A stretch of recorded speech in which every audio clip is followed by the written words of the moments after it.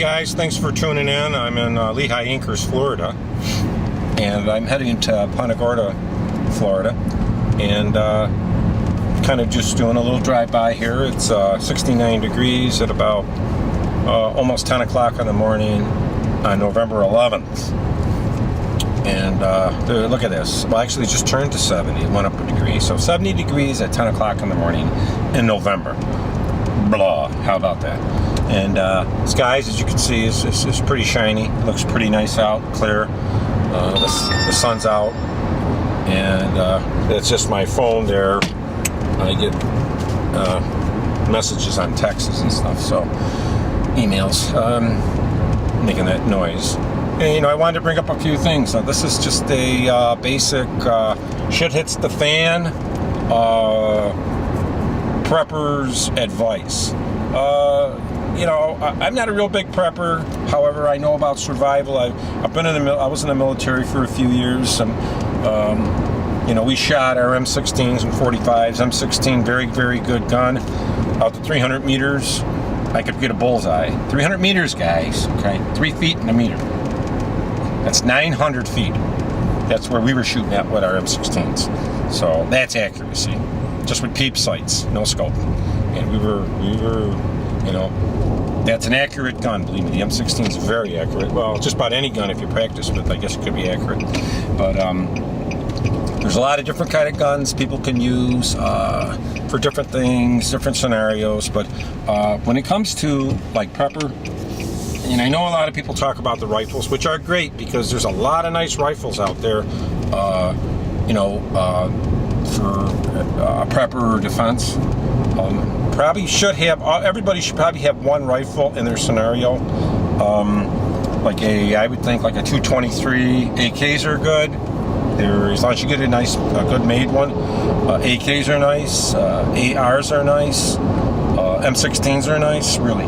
But if you get a actual AR, let's just focus on the AR, because I know a little bit more about the ARs than the AKs. The ARs, you want to make sure you get a mil spec, and you want to get at least a steel receiver. I probably would stay away from plastic receivers. I get mil spec on the bolt and the barrel and stuff, because then anything you add to it will be easier to add, and it actually will be better. You don't really need chrome line barrels and all this fancy crap, but I'm thinking at least mil spec. You'd probably want a collapsible stock and a rail for optics and stuff. But right now, it's a prime time. The prices are down on these guns, and you can get a nice AR pretty cheap, definitely. Or save your money up and just get your trust. Trusts are about 90 bucks. I do them. And just go out and get, SBR, small barrel rifle, or get a machine gun. I mean, you could buy a machine gun depending what state you are. If it's legal, you could get a nice Mac 10 for like $4,100, a full automatic machine gun. And those are pretty nice. And it's really not that bad of a price for a full automatic. So, I mean, that's always an option you have. You could buy something like that. There's just a few ways you want to go. But definitely probably in your scenario is going to be some kind of AR, AK, some kind of rifle, shotgun, something like that. I would have at least one long gun in your scenario. There's a lot more educated people out there as far as what long gun, but I'm saying they make some nice Colts. I think it's a 6250 or 6200 series, which are good. But whatever you get, you want to get mil spec. You want to get a metal lower receiver. I would probably stay away from the plastic stuff like that. However, there is some nice composites out, but if you can get a metal receiver on the bottom, whether it's pewter or that injection molded stuff, at least it's metal. I think it definitely probably would be better than the plastic. Plastic would be a little lighter, but I would probably stick with that type of lower receiver. Round, as far as caliber, probably 223, but however 308's nice, but they're telling me it's a little heavier gun. So 223, get some banana clips on it.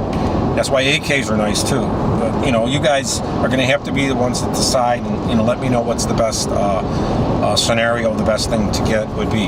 So post it, message me, whatever you got to do. Leave a comment below. Please subscribe. Also, as far as shit hits the fan guns, I mean, a lot of people have been going around the scenario. I would have to say any gun's better than no gun. And when we're getting to shit hits the fan, the bottom line goes, how much are you going to carry? If you get that emergency. And when we talk about shit hits the fan guy, okay, it doesn't necessarily mean a nuclear bomb, a hurricane, a zombie apocalypse. Shit hits the fan means whatever you consider shit hits the fan. Okay, that could be a major thing going on in your life. It could be other stuff. Shit hits the fan just means there's an emergency where you're going to need ammunition and a gun. Let's put it that way. And you may not have to take. You might not have time to take much with you. So that's the thing. Let's say if you need to get on the road fast for whatever reason, leave your house or whatever, well, you might only be able to grab like a little bit of money and travel light, whatever you can fit in your trunk. But if you could grab at least like, I'm saying if you can carry 1,000 rounds of ammunition and a gun safely and, portably, you're pretty good at 1,000 rounds. That's a lot of ammunition. And that's why, a lot of the smaller guns, like your 9mm, smaller calibers, 22 Magnums, 5.7s, they're still effective, believe me. And a 22 Magnum or a 22, I wouldn't want to get shot with that. But you're going to have to really, in the end, decide. That's why a 5.7's a nice gun. It's expensive, but if you get a 5.7, get a few extra parts for it, learn how to take it apart, put it back together, how to maintain it, how to do maintenance on it, and whatever shit hits the fan gun you get, take it and try it out. I would have to say take it out and, probably, at least 50, it depends on what the ammunition. If it's a 5.7, I'd say put 100 rounds through it, make sure it's cool. If it's like a 22, of course that's cheaper, you can put a few more 100 rounds. But I'm thinking if you could put 50 rounds through a gun, your gun's probably going to be okay. Because it's mainly going to be shit hits the fan. But if you did go and get a 5.7, the 5.7's 20 to 30 rounds in the hole. Now the Caltech PMR 30, that's not bad either because that's 22 Magnum. However, the 22 Magnum, because it's a rimfire bullet, is not going to be as reliable as your 5.7, which uses a centerfire. And that's just the way it is. PMR has a little bit lower velocity, about 400 to 500 feet per second, and there's not as many rounds. But, that's not saying it's a bad gun. It's a good gun, and it'll probably fine. And they are pretty cheap now. I've seen them going $300-400 now. They are back down to where they should be. And 5.7s are anywhere from $1,000 to $1,400. Usually $1,300-1,400. You get about 100 rounds with ammunition. It's worth about $100. So you have to weigh it with a grain of salt. But if you're going to be getting a 5.7, they make the new 5.7s. So I would probably hold off and look around for a new one. You can get a new one probably for about $13. Ammunition is up and down, but I've seen it going from anywhere from online $24 to $35 to $40. If you look around, there's plenty of American Eagle out there for under $30. And if you look harder, you can get the Federal, the Hornady actually, even cheaper. The Hornady is the FN blue box, blue tip, and the American Eagle's the Federal red box. I think it's solid tip. So, there is some ammunition out there. FN recommends you don't use reloads, and I'd have to probably say I agree with him because unless you know the guy reloading your ammunition, you don't want it to blow up. So you probably, for the few extra pennies, if you can get it cheap enough, I would go with factory ammunition. And a lot of ranges, like I say, will have ammunition. You could get a box of ammunition and, rent the range for $10 and stuff like that. If you can do that, that's great. Because then you can take your gun and shoot it and, buy the ammunition so you can use up your stock. But, there's a lot of thoughts in it, and I'm thinking more and more of the smaller calibers. There's 9mm. That's probably, when I'm saying shit hits the fan, you're talking about taking 1,000 rounds of ammunition, throwing it off your back, throwing it over your back, and running out the door. So shit hits the fan. 9's kind of pushing it. That's heavy. I would say 22 or 5.7 would be an ideal shit hits the fan gun. You could go with the 22 Magnum. The bullets are a little bit more expensive because they don't sell them in 50s. I'm not sure, it's 20s or 50s what they sell the 22 Magnum in, but it's a little bit more expensive than Magnum ammunition, and it's just as hard as probably 5.7 ammunition to find. They're charging a lot for that too. So for the effectiveness and the more reliability, I'd probably go with the 5.7 round. But thanks a lot, for tuning in.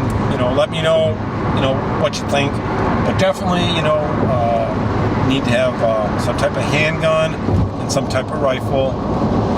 The handgun, of course, is going to be a little bit smaller and easier to carry, as long as you don't bog it up, like 45 and 40 cal. It's just big. I think to carry 1,000 rounds of that for shit hits the fan, you'd be a little hard pressed. A 22 Magnum, 5.7, maximum of 9mm. This is strictly, throwing it over your back in your backpack and you're out the door. So 5.7, I think, would be a little bit, probably ideal gun for shit hits the fan, because you have 20 to 30 rounds. It's very effective round. It pierces very good. It's powerful rounds, and if you can get some different bullets with that and mix them up a little, you'd be good. But thanks a lot for tuning in to my video. Please post, tell me what you think of the video, and if it's helped you, I appreciate it. Take it easy. Thanks a lot for tuning in. And I'm actually just on the I-75 heading towards Punta Gorda, heading over to FedEx to mail some packages. So thanks a lot for tuning in. And I'm 121 miles from Tampa. Thanks a lot. Have a great day, and may the force be with you.